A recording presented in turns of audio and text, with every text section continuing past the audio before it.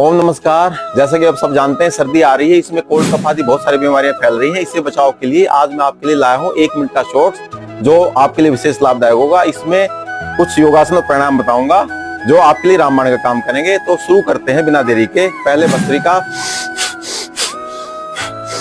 कपालभाति, अनुलोम विलोम, उज्जाई, सिंहासन, हास्यासन और कुछ योगासन जैसे सेतुबंधासन, सर्वांगासन, लास्ट में शवासन।